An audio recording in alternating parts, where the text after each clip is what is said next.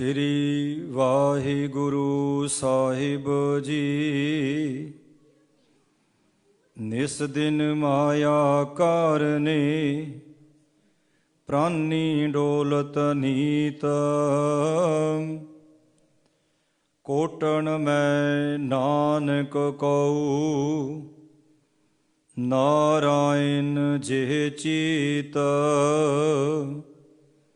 जैसे जल ते बुध बुधा उपजै बिन सैनीत। जग रचना तैसे रची कहो नानक सुन मीत। प्राणी कछु न चेतई मद माया कै अंध। कहो नानक बिन हर भजन परत ताहे जम फंद। जैसे जल ते बुध बुधा उपजै बिन सैनीत। वाहिगुरु जी का खालसा वाहिगुरु जी की फतेह। जुगो जुग अटल गुरु गरीब निवाज धन धन साहिब श्री गुरु ग्रंथ ਸਾਹਿਬ महाराज सच्ची पातशाह जी दे पावन और पवित्र गुरु गोद विच सज बैठी परम सन्मान सत्कार जो गुरु रूप गुरु खालसा साध संगत वडभागी हाँ। हफ्तावारी दीवान गदरी बाबियां दे इतिहासक स्थान गुरुद्वारा ਸਾਹਿਬ ਸਟਾਕਟਨ विखे जिहड़े अज दे दीवान ने 11 मार्च लंघ के गई है। 11 मार्च 1783 ਨੂੰ कौम ਦੇ महान योधे बाबा बघेल ਸਿੰਘ जी ने दिल्ली ਨੂੰ फतेह ਕੀਤਾ ਸੀ। ਉਹਦੇ ਸੰਬੰਧ ਵਿੱਚ ਆਪਾਂ ਬੇਨਤੀ ਕਰਾਂਗੇ ਤੇ ਕੁਝ ਕੁ ਬੋਲ ਇਹੋ ਜਿਹੇ ਵੀ ਹੋਣਗੇ ਜਿਹਨੂੰ ਸੁਣ ਕੇ ਤਿਉੜੀਆਂ ਵੀ ਪੈਣਗੀਆਂ। ਆਖੋ ਸਤਨਾਮ ਸ਼੍ਰੀ ਵਾਹਿਗੁਰੂ। ਪਰ ਬੋਲ ਹੋਣਗੇ ਗੁਰਮਤਿ ਅਨੁਸਾਰ ਹੀ। ਆਪਾਂ ਗੁਰਬਾਣੀ ਨੂੰ ਤੇ ਇਤਿਹਾਸ ਨੂੰ ਲੈ ਕੇ ਚੱਲਾਂਗੇ। ਖੁਸ਼ੀ ਉਹਨਾਂ ਨੂੰ ਹੋਵੇਗੀ ਜਿਹੜੇ ਸਿੱਖੀ ਦਾ ਦਰਦ ਰੱਖਦੇ ਨੇ। ਵੈਸੇ ਤੇ ਜਿੰਨੇ ਤੁਸੀਂ ਬੈਠੇ ਹੋ ਨਾ, ਗੁਰੂ ਕੋਲ ਉਹੀ ਬਹਿੰਦਾ ਹੈ ਜਿਹਦੇ ਮਨ ਵਿੱਚ ਗੁਰੂ ਦਾ ਪਿਆਰ ਹੋਵੇ, ਦਰਦ ਹੋਵੇ। ਗੁਰੂ ਸਾਹਿਬ ਜੀ ਬਾਣੀ ਵਿੱਚ ਜ਼ਿਕਰ ਕਰਦੇ ਨੇ ਕਿ ਜਿਨ੍ਹਾਂ ਦੇ ਮਨ ਖੋਟੇ ਨੇ, ਮਨਾਂ ਵਿੱਚ ਖੋਟ ਹੈ, ਕਹਿੰਦੇ ਉਹ ਗੁਰੂ ਦੇ ਕੋਲ ਬਹਿ ਨਹੀਂ ਸਕਦੇ। ਜਿਨ ਕੇ ਚਿੱਤ ਕਠੋਰ ਹੈ। ਹੁਣ ਵੇਖੋ, ਜੇ ਤਾਂ ਕਿਸੇ ਨੂੰ ਬਹੁਤ ਜ਼ਰੂਰੀ ਕੰਮ ਹੈ, ਵੀ ਨਿਆਣੇ ਛੋਟੇ ਨੇ ਤੇ ਉਹ ਦਰਬਾਰ 'ਚ ਨਹੀਂ ਬਹਿੰਦੇ, ਉਹ ਬਾਹਰ ਚਲੇ ਗਏ ਨੇ, ਜਾਂ ਕੋਈ ਸਰੀਰਕ ਪ੍ਰੋਬਲਮ ਹੈ, ਜਾਂ ਘਰੇ ਕੋਈ ਨਹੀਂ, ਮੱਥਾ ਟੇਕ ਕੇ ਜਲਦੀ ਜਾਣਾ ਹੈ, ਇਹ ਉਹਨਾਂ ਲਈ ਬੋਲ ਨਹੀਂ ਹਨ। ਇਹ ਗੁਰੂ ਸਾਹਿਬ ਜੀ ਗੱਲ ਅੰਦਰ ਦੀ ਕਰਦੇ ਨੇ ਵੀ ਜਿਹਨੂੰ ਕੰਮ ਕੋਈ ਨਹੀਂ, ਬਿਲਕੁਲ ਵਿਹਲਾ ਹੈ ਤੇ ਗੁਰੂ ਕੋਲ ਬਹਿਣ ਨੂੰ ਉਹਦਾ ਜੀ ਨਹੀਂ ਕਰਦਾ, ਗੁਰੂ ਸਾਹਿਬ ਉਹਨੂੰ ਕਹਿ ਰਹੇ ਨੇ। ਉਹਨਾਂ ਦੇ ਵਿੱਚ ਮੈਂ ਵੀ ਆ ਸਕਦਾ। ਜਿਨ ਕੇ ਚਿੱਤ ਕਠੋਰ ਹੈ। ਕਠੋਰ ਦੇ ਅਰਥ ਹੁੰਦੇ ਨੇ ਵੀ ਅੰਦਰ ਗੁਰੂ ਦਾ ਸ਼ਬਦ, ਗੁਰੂ ਦੀ ਗੱਲ ਸੁਣਨ ਵਾਸਤੇ ਉਹ ਅਜੇ ਮਾਦਾ, ਉਹ ਜਗ੍ਹਾ ਨਹੀਂ ਬਣੀ। ਜਿਨ ਕੇ ਚਿੱਤ ਕਠੋਰ ਹੈ ਸੇ ਬਹਿ ਨਾ ਸਤਿਗੁਰ ਪਾਸ। ਜਿੱਥੇ ਸਰੀਰਕ ਬੈਠਣ ਦੀ ਗੱਲ ਹੋ ਰਹੀ ਹੈ ਤੇ ਉੱਥੇ ਗੱਲ ਹੋ ਰਹੀ ਹੈ ਮਨ ਦੀ ਵੀ। ਸਰੀਰ ਤਾਂ ਘੰਟਿਆਂ ਬੱਧੀ ਵੀ ਬਹਿ ਜਾਂਦਾ ਹੈ, ਗੱਲ ਹੋ ਰਹੀ ਹੈ ਮਨ ਦੀ। ਜੇ ਮਨ ਗੁਰੂ ਕੋਲ ਬੈਠਣ ਨੂੰ ਤਿਆਰ ਹੀ ਨਹੀਂ, ਪਰ ਗੁਰੂ ਸਾਹਿਬ ਨੇ ਬਾਣੀ ਵਿੱਚ ਆ ਵੀ ਜ਼ਿਕਰ ਕੀਤਾ ਹੈ, ਤੁਸੀਂ ਕੰਮ ਧੰਦਾ ਕਰਦਿਆਂ, ਕਿਰਤ ਕਰਦਿਆਂ ਵੀ ਗੁਰੂ ਗੁਰੂ ਜਪ ਸਕਦੇ ਹੋ। ਪਰ ਸਾਡੇ ਗੁਰੂ ਸਾਹਿਬਾਨਾਂ ਨੇ, ਪੰਥ ਨੇ, ਗੁਰੂ ਘਰ ਦੀ ਜਿਹੜੀ ਮਰਿਆਦਾ ਹੈ, ਉਹ ਇੱਕ ਸਤਸੰਗ ਬਣਾਈ ਹੈ। ਸਤ ਸੰਗਤ ਕੈਸੀ ਜਾਣੀਐ ਜਿੱਥੈ ਏਕੋ ਨਾਮ ਵਖਾਣੀਐ। ਏਕੋ ਨਾਮ ਕੀ ਹੈ? ਪਰਮਾਤਮਾ ਦੀ ਮਹਿਮਾ ਵਡਿਆਈ ਸਤ ਸੰਗਤ 'ਚ ਹੋਣੀ। ਹੋਰ ਵੀ ਬਚਨ ਨੇ। ਗੁਰੂ ਅੰਗਦ ਦੇ ਮਹਾਰਾਜ ਸੱਚੇ ਪਾਤਸ਼ਾਹ ਕਹਿੰਦੇ ਦਿਸੈ ਸੁਣੀਐ ਜਾਣੀਐ। ਤਿੰਨ ਬਚਨ ਹੋ ਗਏ, ਦਿਸੈ, ਦਿਸਣਾ, ਜਾਣੀਐ ਤੇ ਸੁਣੀਐ। ਜਿਹੜਾ ਪਰਮਾਤਮਾ ਹੈ ਉਹਨੂੰ ਵੇਖਿਆ ਵੀ ਜਾ ਸਕਦਾ ਹੈ, ਪਰਮਾਤਮਾ ਨੂੰ ਵੇਖਿਆ ਵੀ ਜਾ ਸਕਦਾ ਹੈ, ਉਸ ਪਰਮਾਤਮਾ ਨੂੰ ਜਾਣਿਆ ਵੀ ਜਾ ਸਕਦਾ ਹੈ ਤੇ ਉਸ ਪਰਮਾਤਮਾ ਨੂੰ ਸੁਣਿਆ ਵੀ ਜਾ ਸਕਦਾ ਹੈ, ਬਸਰਤੇ ਅੰਦਰ ਮਨ ਦੇ ਵਿੱਚ ਉਹ ਭਾਵਨਾ ਹੋਵੇ।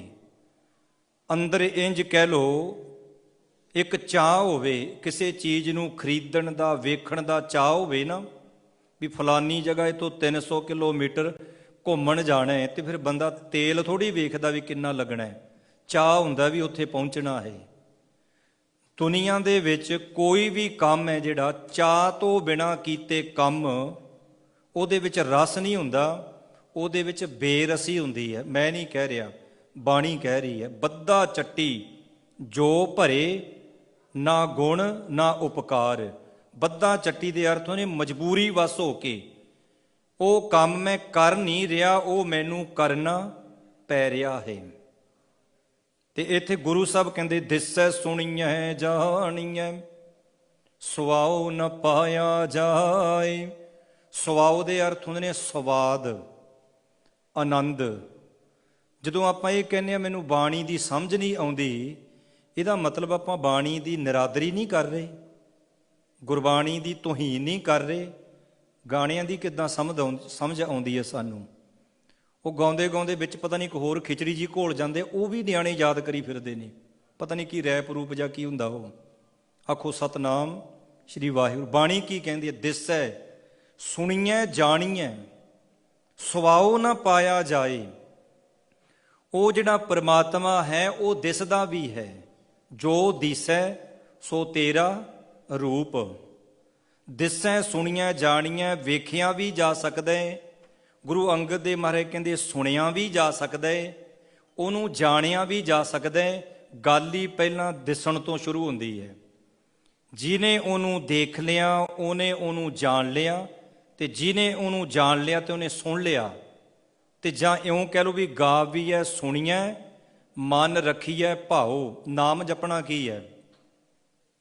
ਕਈ ਤੇ ਮਾਂ ਦੇ ਪੁੱਤ ਪਾਠ ਇੰਨਾ ਤੇਜ਼ ਕਰਦੇ ਨੇ ਵੀ 5 ਪਾਠ ਜਾਂ 11 ਪਾਠ ਸੁਖਮਨੀ ਸਾਹਿਬ ਦੇ ਕਰਨੇ ਨੇ ਇੱਕੋ ਦਿਨ ਵਿੱਚ। ਦੱਬੀ ਤੁਰੇ ਜਾਂਦੇ ਆ ਤੇ ਕਹਿੰਦੇ ਹਟ ਜਾਓ ਪਾਸੇ, ਬਾਬੇ ਨੇ ਆਖਿਆ ਵੀ 11 'ਚ ਕਰਨੇ ਨੇ। ਤੇ ਜਿਹੜਾ ਪਾਠ ਕਰ ਰਹੇ ਆ ਉਹਦੇ ਵਿੱਚ ਲਿਖਿਆ ਗੁਰੂ ਅਰਜਨ ਦੇਵ ਮਹਾਰਾਜ ਸੱਚੇ ਪਾਤਸ਼ਾਹ ਨੇ ਕਿਨ ਕਾ ਏਕ, ਸ਼ੁਰੂ 'ਚ ਹੀ ਲਿਖ ਦਿੱਤਾ ਵੀ ਟਾਪ ਗੇਰ ਨਹੀਂ ਪਾਉਣ ਦੀ ਲੋੜ। ਕਿਨ ਕਾ ਏਕ ਜਿਸ ਜੀ ਬਸਾਵੇ, ਤਾਂ ਕੀ ਮਹਿਮਾ ਗਨੀ ਨ ਆਵੇ। ਜਿਹੜੀ ਗੱਲ ਪਹਿਲੇ ਜਾਮੇ ਵਿੱਚ ਕਹੀ ਉਹੀ 5ਵੇਂ ਜਾਮੇ ਵਿੱਚ। ਪਹਿਲੇ ਜਾਮੇ ਵਿੱਚ ਕਹਿੰਦੇ ਮੰਨੇ ਕੀ ਗਤ ਕਹੀ ਨਾ ਜਾਏ। 5ਵੇਂ ਜਾਮੇ ਵਿੱਚ ਕਹਿੰਦੇ ਕਿਨ ਕਾ ਏਕ ਜਿਸ ਜੀ ਬਸਾਵੇ। ਤੇ ਨਾਮ ਜਪਣਾ ਕੀ ਹੈ? ਗਾ ਵੀ ਹੈ। ਉਹਨੂੰ ਜਿਹੜਾ ਤੂੰ ਗਾ ਰਿਹਾ ਉਹਨੂੰ ਤੈਂ ਸੁਣਨਾ ਵੀ ਹੈ। ਗਾ ਵੀ ਹੈ, ਸੁਣੀਐ, ਮਨ ਰੱਖੀਐ ਭਾਉ। ਇੱਥੇ ਭਾਉ ਦੇ ਅਰਥ ਕੋਈ ਡਰ ਨਹੀਂ, ਇੱਥੇ ਭਾਉ ਦੇ ਅਰਥ ਨੇ ਪ੍ਰੇਮ। ਜਿਹੜਾ ਤੂੰ ਗਾ ਰਿਹਾ ਨਾ, ਗਾ ਵੀ ਹੈ, ਸੁਣੀਐ, ਮਨ ਰੱਖੀਐ ਭਾਉ। ਅੱਜ ਦਾ ਜਿਹੜਾ ਮੁੱਖ ਵਾਕ ਆਇਆ ਹੈ, ਆਰੰਭ ਦੇ ਵਿੱਚ ਆਪਾਂ ਉਹ ਪੰਕਤੀਆਂ ਪੜ੍ਹੀਆਂ ਸੀ। ਇਹ ਤਨ ਮਾਇਆ ਪਾਹਿਆ ਪਿਆਰੇ। ਕਹਿੰਦੇ ਇਸ ਜੀਵ ਰੂਪੀ ਸਰੀਰ, ਇਸ ਜੀਵ ਰੂਪ ਇਸਤਰੀ ਦੇ ਤਨ ਨੂੰ ਮਾਇਆ ਦੀ ਪਾਹ ਲੱਗੀ ਹੋਈ ਹੈ। ਇਹ ਤਨ ਮਾਇਆ ਪਾਹਿਆ ਪਿਆਰੇ, ਲੀਤੜਾ ਲੱਭ ਰੰਗਾਏ। ਕਹਿੰਦੇ ਜਿਹੜਾ ਮਨ ਹੈ ਨਾ ਉਹ ਲੱਭ ਦੇ ਨਾਲ, ਲੋਭ ਦੇ ਨਾਲ ਰੰਗਿਆ ਹੋਇਆ। ਕਿਹਦਾ? ਜੀਵ ਰੂਪੀ ਇਸਤਰੀ ਦਾ। ਇੱਥੇ ਸਾਂਝਾ ਲਫ਼ਜ਼ ਹੈ, ਨਰ ਮਾਦਾ ਦੋਵਾਂ ਲਈ ਉਦਾਹਰਨ। ਗੱਲ ਅੰਦਰਲੀ ਹੋ ਰਹੀ ਹੈ, ਆਤਮਾ ਦੀ। ਇਸਤਰੀ ਨੂੰ ਇੱਕ ਗੁਰੂ ਸਾਹਿਬ ਨੇ ਉਦਾਹਰਨ ਲਿਆ ਹੈ।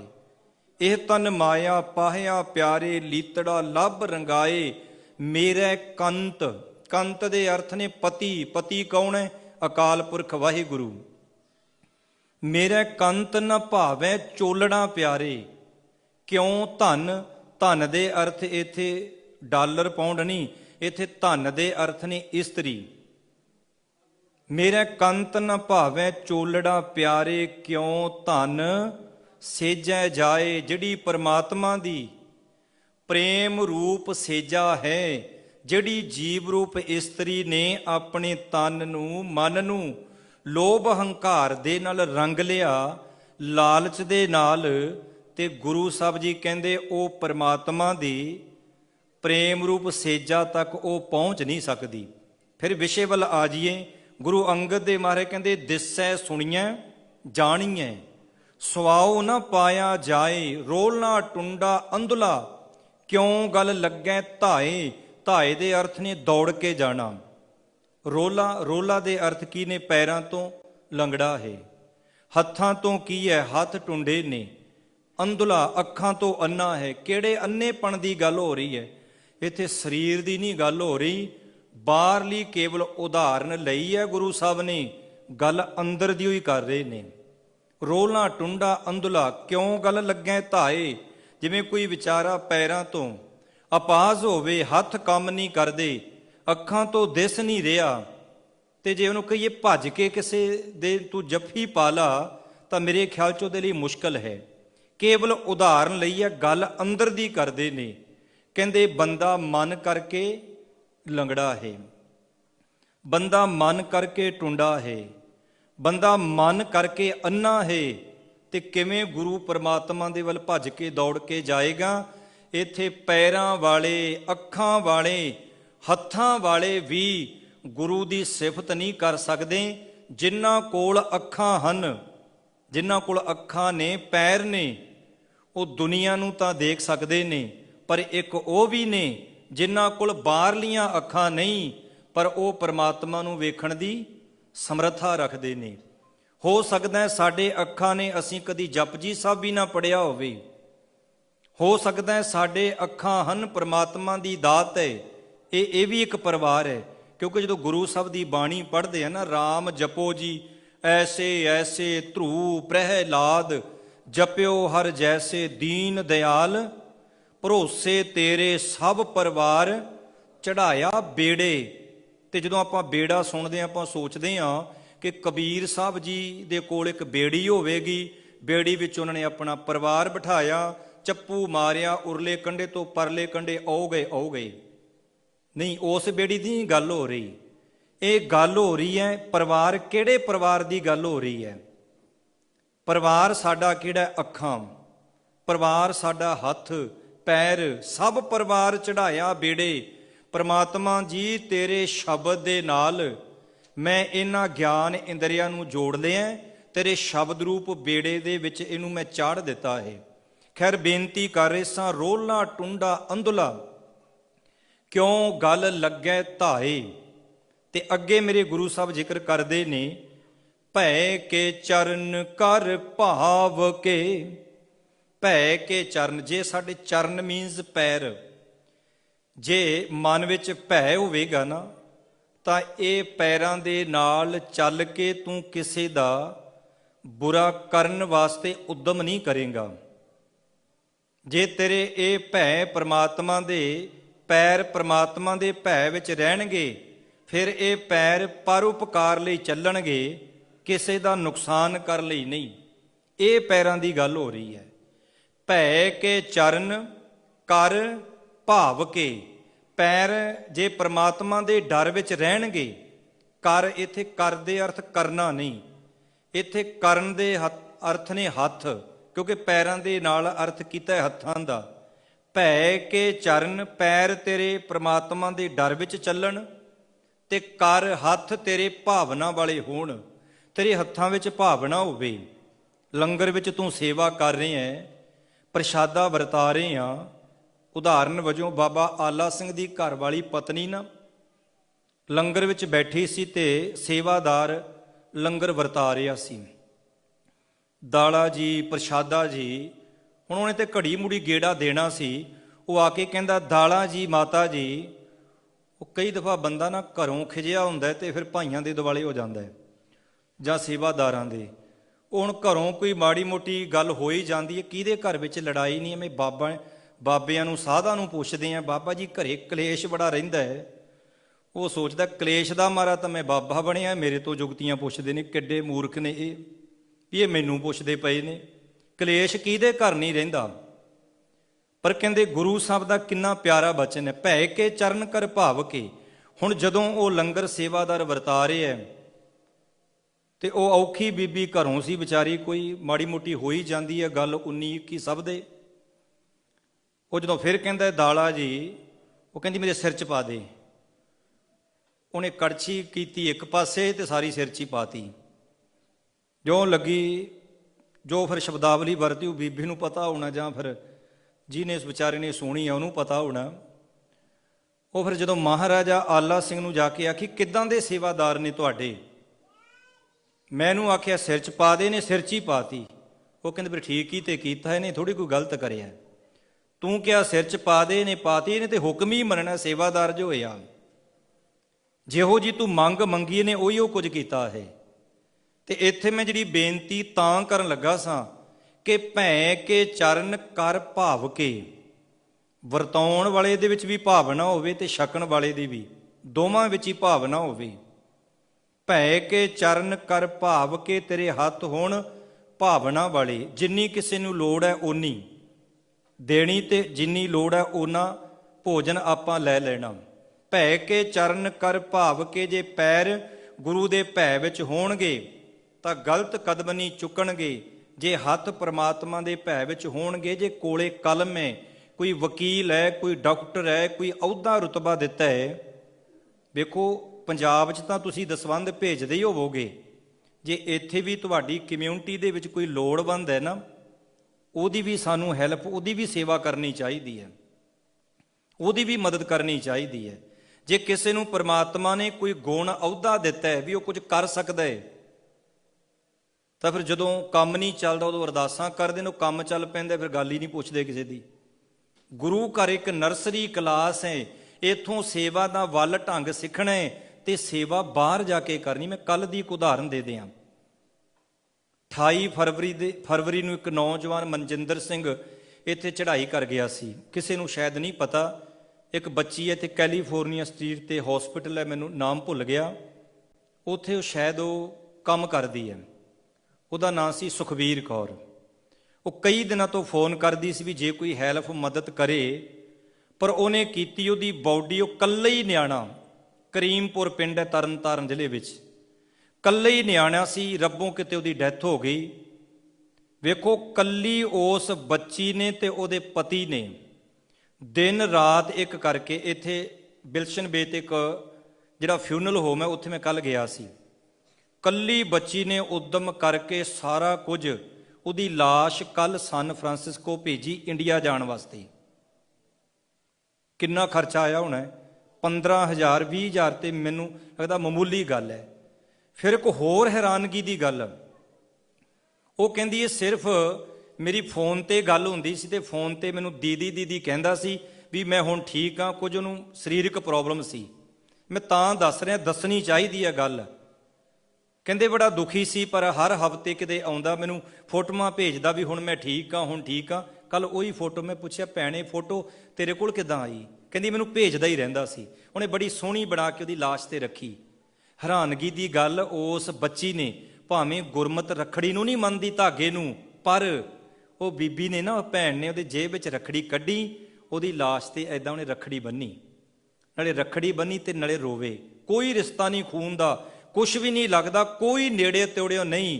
ਤੇ ਉਹਦਾ ਪਤੀ ਵੀ, ਕੇਵਲ ਅਸੀਂ ਉੱਥੇ 5 ਜਾਣੇ ਸਾਂ, 2 ਦੇ ਪਿੰਡ ਦੇ ਸਨ ਵਿਚਾਰੇ। ਤੇ ਕਹਿੰਦੀ ਬਾਬਾ ਜੀ ਅਰਦਾਸ ਕਰੋ, ਬਸ ਇਹਦਾ ਜਨਮ ਮਰਨ ਕੱਟਿਆ ਜਾਵੇ, ਗੁਰੂ ਦੇ ਚਰਨਾਂ ਵਿੱਚ ਨਿਵਾਸ ਹੋਵੇ। ਹੁਣ ਤੁਸੀਂ ਇਹ ਮਹਿਸੂਸ ਕਰੋ, ਪੁੱਤਾਂ ਵਾਲੇ ਬੈਠੇ ਆ, ਕਿ ਇੱਕੋ ਇੱਕ ਪੁੱਤ ਹੋਵੇ ਤੇ ਅਮਰੀਕਾ ਭੇਜਿਆ ਹੋਵੇ, 40 ਲੱਖ ਰੁਪਇਆ ਲਾ ਕੇ, ਪਤਾ ਨਹੀਂ ਕਿੱਦਾਂ ਆਇਆ ਹੋਣਾ ਵਿਚਾਰਾ ਜੰਗਲਾਂ ਵਿੱਚ ਦੀ। ਤੁਸੀਂ ਵੀ ਬੜੇ ਇੱਦਾਂ ਹੀ ਆਏ ਹੋ ਮਿਹਨਤਾਂ ਕਰਕੇ, ਕਿੰਨੀਆਂ ਉਮੀਦਾਂ ਉਹ ਲਾ ਕੇ ਇੱਥੇ ਆਇਆ ਹੋਣਾ। ਉਹ ਉਮੀਦ ਹੋਊਗੀ ਅਸੀਂ ਵੀ ਪਹੁੰਚਾਂਗੇ ਜਾਂ ਕਿਤੇ ਗੇੜਾ ਮਾਰੇਗਾ। ਉਸ ਮਾਂ ਦੇ, ਉਸ ਪਿਓ ਦੇ, ਉਹ ਆਪ ਦੱਸ ਰਹੀ ਸੀ, ਕਹਿੰਦੀ ਜਦੋਂ ਇਹ ਲਾਸ਼ ਉੱਤੇ ਪਹੁੰਚੇਗੀ ਤੇ ਉਹਨਾਂ ਦੇ ਦਿਲ ਤੇ ਕੀ ਬੀਤੇਗੀ, ਕਿਉਂਕਿ ਜਿਸ ਤਨ ਲੱਗੈ ਸੋਈ ਜਾਣਾ। ਆਖੋ ਸਤਨਾਮ ਸ੍ਰੀ ਵਾਹਿਗੁਰੂ। ਜਿਸ ਤਨ ਲਾਗੈ ਸੋਈ ਜਾਣੈ ਅਵਰ ਕੇ ਜਾਣੈ ਪੀਰ ਪਰਈਆ। ਪਰ ਮੈਂ ਤਾਂ ਬੇਨਤੀ ਕਰਦਾ ਸੀ ਵੀ ਗੁਰੂ ਘਰ ਦੇ ਵਿੱਚੋਂ ਇੱਥੋਂ ਅਸੀਂ ਸੇਵਾ ਸਿੱਖਣੀ ਹੈ ਤੇ ਬਾਹਰ ਵੀ ਅਸੀਂ ਕਰਨੀ ਹੈ, ਆਪਣਿਆਂ ਦੀ ਵੀ ਕਰਨੀ ਹੈ। ਜੇ ਕੋਈ ਲੋੜਵੰਦ ਇੱਕ ਦੂਜੇ ਦੀ, ਮਾਲਕ ਨੇ ਪ੍ਰਮਾਤਮਾ ਨੇ ਤੁਹਾਨੂੰ ਬਹੁਤ ਕੁਝ ਦਿੱਤਾ। ਸਿੱਖ ਕੌਮ ਦੀ ਕੋਈ ਵੀ ਰੀਸ ਨਹੀਂ ਕਰ ਸਕਦਾ, ਤੁਹਾਡੀ ਵੀ, ਜਿਹੜੇ ਤੁਸੀਂ ਵਿਦੇਸ਼ਾਂ ਵਿੱਚ ਬੈਠੇ ਹੋ। ਆ ਜਿਹੜੇ ਅੱਜ ਗੱਲਾਂ ਕਰਦੇ ਆ ਨਾ ਉੱਥੇ ਬੈਠੇ, ਵੀ ਜੇ ਤੁਸੀਂ ਕਰਨਾ, ਜੇ ਕੁਝ ਤੁਸੀਂ ਬਣਾਉਣਾ ਤੇ ਅਮਰੀਕਾ 'ਚ ਬਣਾ ਲਓ। ਉਹਨਾਂ ਨੂੰ ਪੁੱਛੋ, ਅਮਰੀਕਾ ਕੈਨੇਡਾ ਵਾਲਿਆਂ ਦੀ ਦਸਵੰਧ ਤੇ ਤੁਸੀਂ ਪਲਦੇ ਪਏ ਹੋ, ਗੁਰੂ ਨਾਨਕ ਦੇ ਉਹਨਾਂ ਸਿੱਖਾਂ ਤੇ ਹੀ। ਖੈਰ ਗੁਰੂ ਸਾਹਿਬ ਜੀ ਕਿਰਪਾ ਕਰਨ। ਮੈਂ ਬੇਨਤੀ ਕਰ ਰਿਹਾ ਸਾਂ ਕਿ ਪਾਤਸ਼ਾਹ ਕਹਿੰਦੇ ਭੈ ਕੇ ਚਰਨ ਕਰ ਭਾਵ ਕੇ, 10 ਮਿੰਟ ਮੇਰੇ ਕੋਲ ਨੇ। ਭੈ ਕੇ ਚਰਨ ਕਰ ਭਾਵ ਕੇ ਲੋਇਣ, ਲੋਇਣ ਕਹਿੰਦੇ ਨੇ ਅੱਖਾਂ ਨੂੰ। ਇਹਨਾਂ ਅੱਖਾਂ ਦੇ ਨਾਲ ਆਪਾਂ ਸੰਸਾਰ ਵੇਖ ਰਹੇ ਹਾਂ, ਗੁਰੂ ਨਹੀਂ ਸਾਨੂੰ ਵਿਖਾਈ ਦੇਣਾ। ਪਰ ਜਿਹਦੇ ਕੋਲ ਸੁਰਤ ਦੀਆਂ ਅੱਖਾਂ ਨੇ, ਆ ਭਾਈ ਸਾਹਿਬ ਹੁਣ ਕੀਰਤਨ ਕਰਨਗੇ, ਮੈਂ ਕਹਿੰਦਾ ਉਹ ਸ਼ਬਦ ਦੀ ਵਿਆਖਿਆ ਆਪਣੇ ਆਪ ਹੀ ਹੋ ਰਹੀ ਹੈ। ਭੈ ਕੇ ਚਰਨ ਕਰ ਭਾਵ ਕੇ ਲੋਇਣ ਸੁਰਤ ਕਰੇ।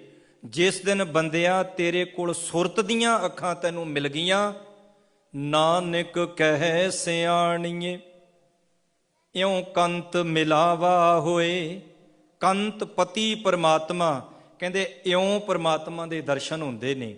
ਉਹ ਦਿਸਦਾ ਵੀ ਹੈ, ਜਾਣਿਆ ਵੀ ਜਾ ਸਕਦਾ, ਸੁਣਿਆ ਵੀ ਜਾ ਸਕਦਾ। ਦਿਸੈ ਸੁਣੀਐ ਜਾਣੀਐ ਸੁਆਉ ਨਾ ਪਾਇਆ ਜਾਏ। ਰੋਲਾ ਟੁੰਡਾ ਅੰਧਲਾ ਕਿਉਂ ਗਲ ਲੱਗੈ ਧਾਏ। ਭੈ ਕੇ ਚਰਨ ਕਰ ਭਾਵ ਕੇ ਲੋਇਣ ਸੁਰਤ ਕਰੇ। ਨਾਨਕ ਕਹਿ ਸਿਆਣੀਏ ਇਉਂ ਕੰਤ ਮਿਲਾਵਾ ਹੋਏ। ਕੰਤ ਪਤੀ ਪਰਮਾਤਮਾ ਇਉਂ ਮਿਲਦਾ ਹੈ। ਬੇਨਤੀ ਕਰ ਰਹੇ ਸਾਂ ਕਿ ਜੋ ਮਹਾਨ ਯੋਧਾ ਕੌਮ ਦਾ ਹੋਇਆ ਸਰਦਾਰ ਬਘੇਲ ਸਿੰਘ ਜੀ, 1730 ਦੇ ਵਿੱਚ ਜ਼ਿਲ੍ਹਾ ਤਰਨ ਤਾਰਨ ਤੇ ਪਿੰਡ ਹੈ ਝਬਾਲ, ਤੇ ਸਰਦਾਰ ਬਘੇਲ ਸਿੰਘ ਦਾ ਇੱਥੇ ਜਨਮ ਹੋਇਆ ਸੀ। ਕ੍ਰਿਕਟ ਵਾਲਿਆਂ ਦੇ ਸਾਰਿਆਂ ਦੇ ਨਾਮ ਵੀ ਯਾਦ ਨੇ। ਸੰਜੇ ਦੱਤ ਦੀ ਪਤਨੀ ਦਾ ਨਾਮ ਵੀ ਯਾਦ ਹੈ, ਉਹਦੇ ਪਿਓ ਦਾ ਨਾਮ ਵੀ ਯਾਦ ਹੈ।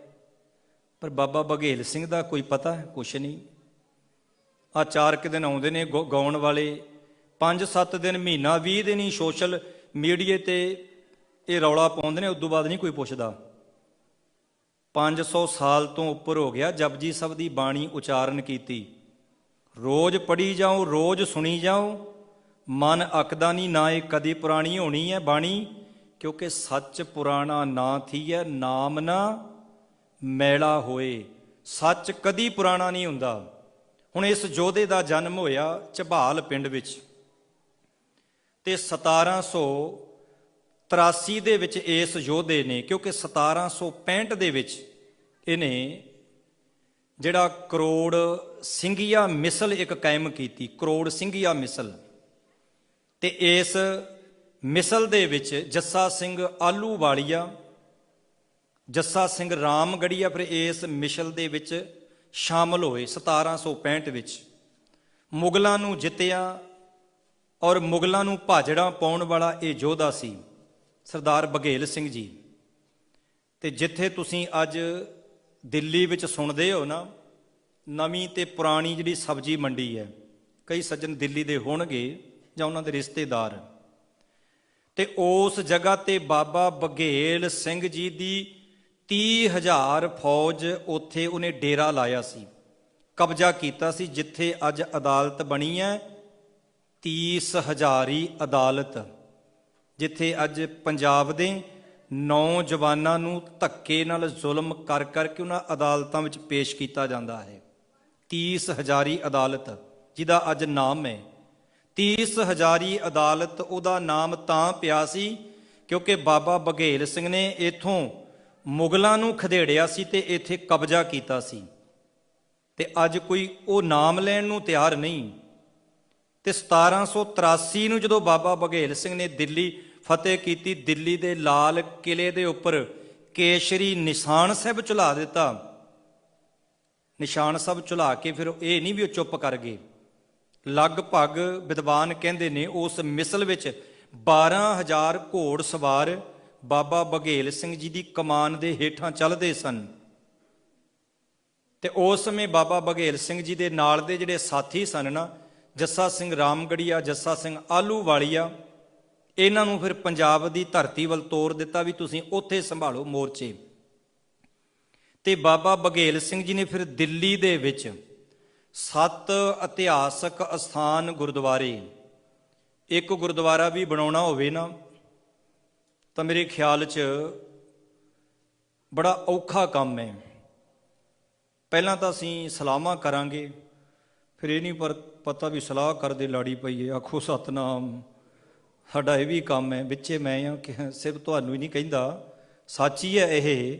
7 ਗੁਰਦੁਆਰੇ, ਉਹ ਜਿਹੜੇ 7 ਇਤਿਹਾਸਕ ਸਥਾਨ ਗੁਰਦੁਆਰੇ ਸੀ ਨਾ, ਤੇਲੀਵਾੜਾ ਦੇ ਵਿੱਚ ਮਾਤਾ ਸੁੰਦਰ ਕੌਰ, ਮਾਤਾ ਸਾਹਿਬ ਕੌਰ, ਜਿੱਥੇ ਉਹਨਾਂ ਨੇ 5 ਭੂਤਕ ਸਰੀਰ ਤਿਆਗਿਆ, ਉਹ ਮੁਗਲਾਂ ਨੇ ਦੱਬੀ ਹੋਈ ਸੀ ਜਗ੍ਹਾ।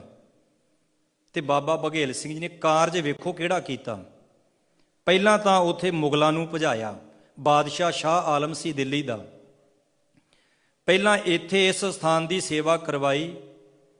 ਫਿਰ ਜਿਹੜਾ ਰਾਜਾ ਜੈ ਸਿੰਘ ਸੀ, ਜਿੱਥੇ ਅੱਜ ਗੁਰਦੁਆਰਾ ਬੰਗਲਾ ਸਾਹਿਬ ਬਣਿਆ, ਇਹ ਵੀ ਮੁਗਲਾਂ ਨੇ ਦੱਬਿਆ ਹੋਇਆ ਸੀ। ਲੱਖੀ ਸ਼ਾਹ ਵਣਜਾਰੇ ਦਾ ਉਹ ਘਰ, ਜਿੱਥੇ ਗੁਰੂ ਤੇਗ ਬਹਾਦਰ ਮਹਾਰਾਜ ਸੱਚੇ ਪਾਤਸ਼ਾਹ ਜੀ ਦੇ ਧੜ ਦਾ ਸੰਸਕਾਰ ਕੀਤਾ ਸੀ। ਪ੍ਰਸੰਗ ਬਹੁਤ ਲੰਬਾ ਹੈ, ਕੇਵਲ ਮੈਂ ਵਿੱਚੋਂ ਬੇਨਤੀ ਕਰ ਰਿਹਾ। ਉਹ ਸਥਾਨ ਵੀ, ਉਹ ਜਗ੍ਹਾ ਵੀ ਇਤਿਹਾਸਕ ਇਹਨਾਂ ਨੇ ਦੱਬੀ ਹੋਈ ਸੀ। ਤੇ ਬਾਬਾ ਬਘੇਲ ਸਿੰਘ ਜੀ ਨੇ ਉਹਨਾਂ ਨੂੰ ਭਜਾਇਆ ਉਥੋਂ। ਫਿਰ ਉਸ ਜਗ੍ਹਾ ਤੇ ਜਿਹੜਾ ਇਤਿਹਾਸਕ ਸਥਾਨ ਗੁਰਦੁਆਰਾ ਬੰਗਲਾ ਸਾਹਿਬ, ਤੁਸੀਂ ਦਰਸ਼ਨ ਕਰਦੇ ਹੋ, ਗੁਰਦੁਆਰਾ ਬੰਗਲਾ ਸਾਹਿਬ ਦੀ ਸੇਵਾ ਕਰਾਈ। ਤੇ ਭਾਈ ਲੱਖੀ ਸ਼ਾਹ ਵਣਜਾਰੇ ਦਾ ਜਿਹੜਾ ਘਰ ਸੀ, ਉੱਥੇ ਗੁਰਦੁਆਰਾ ਬਣਿਆ, ਗੁਰਦੁਆਰਾ ਰਕਾਬਗੰਜ ਸਾਹਿਬ। ਨਾਨਕ ਪਿਆਓ, ਜਿੱਥੇ ਗੁਰੂ ਹਰਕ੍ਰਿਸ਼ਨ ਸਾਹਿਬ ਮਹਾਰਾਜ ਜੀ, ਮਾਤਾ ਸੁੰਦਰ ਕੌਰ ਜੀ, ਮਾਤਾ ਸਾਹਿਬ ਕੌਰ ਜੀ, ਇਹਨਾਂ ਦੇ ਸਰੀਰ ਦਾ ਸੰਸਕਾਰ ਕੀਤਾ ਜਮਨਾ ਕਿਨਾਰੇ। ਉੱਥੇ ਉਹ ਇਤਿਹਾਸਕ ਸਥਾਨ, ਮੁੱਕਦੀ ਗੱਲ, ਲਗਭਗ 7 ਇਤਿਹਾਸਕ ਗੁਰਦੁਆਰੇ ਤੇ ਗੁਰਦੁਆਰਾ ਸੀਸਗੰਜ ਸਾਹਿਬ ਕੋਤਵਾਲੀ, ਜਿੱਥੇ ਗੁਰੂ ਤੇਗ ਬਹਾਦਰ ਸਾਹਿਬ ਮਹਾਰਾਜ ਜੀ ਨੂੰ ਸ਼ਹੀਦ ਕੀਤਾ ਗਿਆ ਸੀ। ਤੇ ਬਾਬਾ ਬਘੇਲ ਸਿੰਘ ਜੀ ਦੀ ਬਦੌਲਤ ਅੱਜ ਜਿਹੜੇ ਦਿੱਲੀ ਵਿੱਚ ਇਤਿਹਾਸਕ ਗੁਰਦੁਆਰੇ ਹੈ ਨਾ, ਜੇ ਅੱਜ ਨਿਸ਼ਾਨ ਸਭ ਝੂਲਦੇ ਨੇ, ਇਹ ਬਾਬਾ ਬਘੇਲ ਸਿੰਘ ਉਸ ਯੋਧੇ ਦੀ ਕੁਰਬਾਨੀ ਹੈ, ਉਸ ਮਹਾਨ ਯੋਧੇ ਦੀ। ਪਤਾ ਨਹੀਂ ਕਿਹੜੇ ਕਿਹੜੇ ਦਿਨ ਮਨਾਉਂਦੇ ਰਹਿੰਦੇ ਆ, ਪੈਂਚਕਾ ਤੇ ਪੂਰਨਮਾਸ਼ੀਆਂ ਹੀ ਨਹੀਂ ਲੋਟ ਆਉਂਦੀਆਂ, ਤੇ ਬਾਬਿਆਂ ਦੇ ਆਪਾਂ ਸ਼ਹੀਦਾਂ ਦੇ ਦਿਨ ਕਿਹੜੇ ਟਾਈਮ ਮਨਾਵਾਂਗੇ। ਇੱਕ ਮੈਨੂੰ ਕਹਿੰਦਾ, ਬਾਬਾ ਜੀ ਤੁਸੀਂ ਗੁਰੂ ਘਰ ਦੇ ਪੁਜਾਰੀ ਹੋ। ਮੈਂ ਪੁਜਾਰੀ ਪੁਜੂਰੀ ਕੋਈ ਨਹੀਂ, ਪੁਜਾਰੀ ਪੰਡਤ ਦਾ ਹੁੰਦਾ ਹੈ, ਜਿਹੜਾ ਪੁਜਾਰੀ ਹੈ ਨਾ ਉਹ ਮੰਦਿਰ ਦਾ ਹੁੰਦਾ ਹੈ। ਕਹਿੰਦੇ ਜੀ ਪੁਜਾਰੀ ਤੇ ਗ੍ਰੰਥੀ ਵਿੱਚ ਕੀ ਫਰਕ ਹੈ? ਮੈਂ ਜ਼ਮੀਨ ਅਸਮਾਨ ਦਾ। ਕਹਿੰਦੇ ਗੁਰੂ ਘਰਾਂ ਦੇ ਗ੍ਰੰਥੀ ਨੂੰ ਪੁਜਾਰੀ ਵੀ ਤੇ ਆਖਿਆ ਜਾ ਸਕਦਾ, ਪੂਜਾ ਜੋ ਕਰਦਾ। ਮੈਂ ਕਿਹੜੀ ਪੂਜਾ ਕਰ ਰਿਹਾ? ਦੱਸੋ ਕਿਹੜੀ ਪੂਜਾ? ਅਸੀਂ ਤੇ ਪੂਜਾ ਕੀਚੈ ਨਾਮ ਧਿਆਈ ਹੈ। ਪੁਜਾਰੀ ਉਹ ਹੁੰਦਾ ਗੁਰਦੁਆਰੇ ਵਿੱਚ ਵੀ ਰਹਿਣ ਵਾਲਾ ਪੁਜਾਰੀ ਤਾਂ ਹੈ ਜਿਹੜਾ ਮਨੂਵਾਦ ਦੀ ਜੰਤਰੀ ਤੇ ਕੈਲੰਡਰ ਗੁਰੂ ਗ੍ਰੰਥ ਸਾਹਿਬ ਦੇ ਥੱਲੇ ਰੱਖ ਕੇ ਕਵੇ ਭਾਈ ਵਿਆਹ ਕਢਾ ਲਓ। ਵਿਆਹ ਪਤਾ ਨਹੀਂ ਕਿਹੜੇ ਝਾਫਿਆਂ 'ਚ ਫਸਿਆ ਹੋਇਆ। ਪੈਂਚਕਾਂ ਆ ਗਈਆਂ ਜੀ, ਉਹਨੂੰ ਪੁਜਾਰੀ ਕਹਿੰਦੇ ਨੇ। ਜਿਹੜੇ ਮਨੂਵਾਦ ਦੀ ਡਾਇਰੀ ਨੂੰ ਗੁਰੂ ਗ੍ਰੰਥ ਸਾਹਿਬ ਦੇ, ਇਹ ਮਨੂਵਾਦ ਸਾਡਾ ਖਹਿੜੇ ਨਹੀਂ ਛੱਡਦਾ, ਮੰਜੀ ਸਾਹਿਬ ਥੱਲੇ ਵੀ ਆ ਕੇ ਵੜ ਗਿਆ, ਪਤਾ ਨਹੀਂ ਕਦੋਂ ਛੱਡੂ।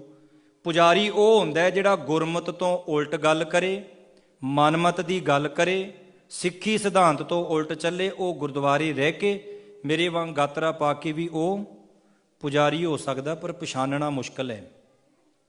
ਜਿਹੜੀ ਮੈਂ ਬੇਨਤੀ ਕਰ ਰਿਹਾ, ਧੰਨ ਬਾਬਾ ਬਘੇਲ ਸਿੰਘ ਜੀ 7 ਇਤਿਹਾਸਕ ਗੁਰਦੁਆਰਿਆਂ ਨੂੰ ਉਹਨਾਂ ਨੇ ਕਾਇਮ ਕੀਤਾ, ਨਿਸ਼ਾਨ ਸਾਹਿਬ ਚਲਵਾਏ। ਤੇ ਲਗਭਗ 1802 ਦੇ ਵਿੱਚ ਬਾਬਾ ਬਘੇਲ ਸਿੰਘ ਜੀ ਇਸ ਸੰਸਾਰ ਤੋਂ 5 ਭੂਤਕ ਸਰੀਰ ਤਿਆਗ ਗਏ।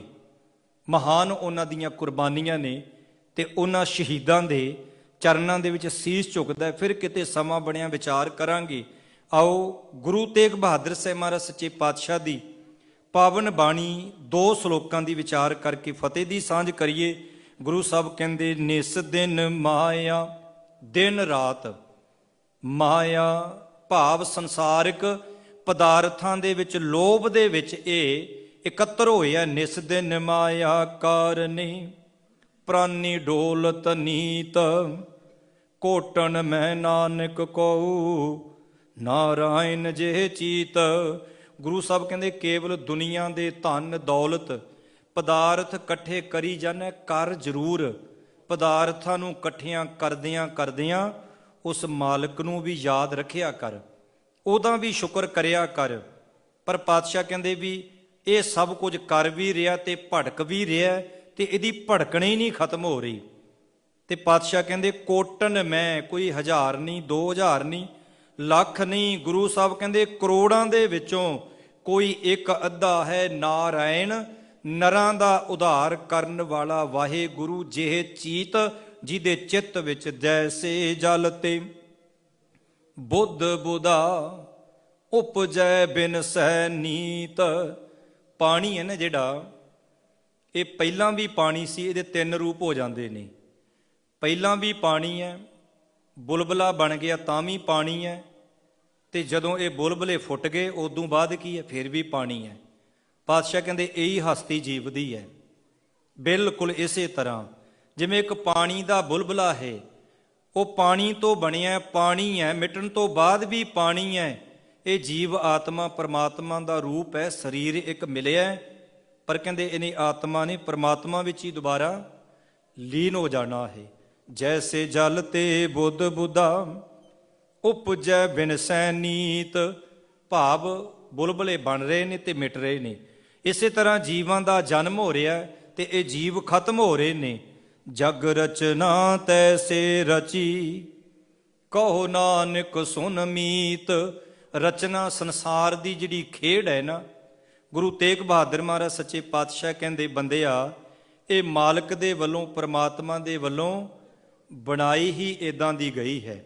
ਇਹ ਜਿਹੜੀ ਸੰਸਾਰ ਦੀ ਖੇਡ ਹੈ, ਇਸ ਲਈ ਜਿਹੜਾ ਮਨੁੱਖਾ ਜਨਮ ਪਰਮਾਤਮਾ ਦੇ ਵੱਲੋਂ ਤੈਨੂੰ ਮਿਲਿਆ ਹੈ, ਇਹਨੂੰ ਤੂੰ ਸਫਲ ਬਣਾਉਣ ਦੀ ਕੋਸ਼ਿਸ਼ ਕਰ, ਉਦਮ ਕਰ। ਇੰਨੀ ਹਾਜ਼ਰੀ ਆਪ ਸੰਗਤ ਨੇ ਪ੍ਰਵਾਨ ਕਰਨੀ। ਗੁਰੂ ਸਾਹਿਬ ਜੀ ਕਿਰਪਾ ਕਰਨ, ਮਿਹਰ ਕਰਨ।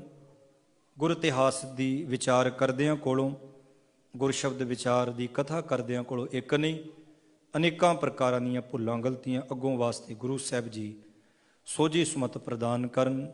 ਸੋ ਆਓ ਬਾਕੀ ਰਹਿੰਦਾ ਸਮਾਂ ਆਪਾਂ ਭਾਈ ਸਾਹਿਬ ਉਹਨਾਂ ਪਾਸੋਂ ਸ਼ਰਵਣ ਕਰੀਏ ਜੀ। ਬਖਸ਼ੋ ਸੀਸ ਬਲਾਓ ਫਤਿਹ।